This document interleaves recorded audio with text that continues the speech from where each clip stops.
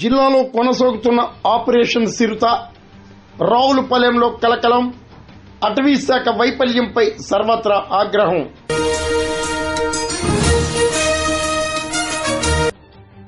దివాన్ చెరువు అభయారణ్యంలో మొదలైన చిరుత అలజడి కడియం నర్సరీల్లో కొనసాగుతుండగా తాజాగా లంక భూముల మీదుగా రావులపాలెం చేరినట్లు కలకలం ఏర్పడుతోంది.